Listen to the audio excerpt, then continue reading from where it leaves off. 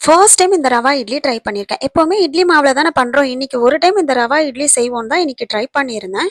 இதுக்கு ஃபர்ஸ்ட் கடாயில எண்ணெய் நல்லா காஞ்சதும் கடுகு, உளுத்தம் பருப்பு, கடலைப்பருப்பு, பச்சை மிளகாய், கருவேப்பிலை எல்லாத்தையும் போட்டு நல்லா தாளிச்சுக்கலாம். இதுல நான் கடலைப்பருப்பும், உளுத்தம் பருப்பும் மட்டும் கொஞ்சம் அதிகமா போட்டிருப்பேன். ஏன்னா பாப்பாவுக்கு ரொம்ப பிடிக்கும். எப்பவுமே பாப்பா சட்னிக்குன்னு வச்சாலே கடலைப்பருப்பும், உளுத்தம் பருப்பும் தேடி தேடி சாப்பிடுவாங்கன்ட்டு இந்த ரவா இட்லியில நான் கொஞ்சம் நிறையவே ஆட் பண்ணியிருக்கேன். தாளிச்சு விட்டதும் இது கூட 1 கப் ரவைய ஆட் பண்ணி நல்லா வறுத்து எடுத்துக்கிறேன். இத வறுக்கும் போதே ரவை நல்லா ஸ்மெல் வரும். அந்த டைம்ல ஸ்டவ் ஆஃப் பண்ணிக்கலாம். ரவை நல்லா ஆறுன பிறகு இது கூடவே எந்த கப்ல நான் ரவை எடுத்தனோ அதே கப்ல 1 கப் தயிர் எடுத்து ஆட் பண்ணி நல்லா மிக்ஸ் பண்ணி ஒரு 10 நிமிஷம் ஊற வச்சுக்கிறேன். நெக்ஸ்ட் ஒரு பவுல்ல கொஞ்சம் சோடா மாவு, கொஞ்சம் தண்ணி ஊத்தி நல்லா மிக்ஸ் பண்ணி வச்சிருக்கேன். இந்த சோடா மாவு ப்ராசஸ் வேணான்னா டோட்டலா ஸ்கிப் பண்ணிக்கலாம். நிறைய பேருக்கு பிடிக்காது.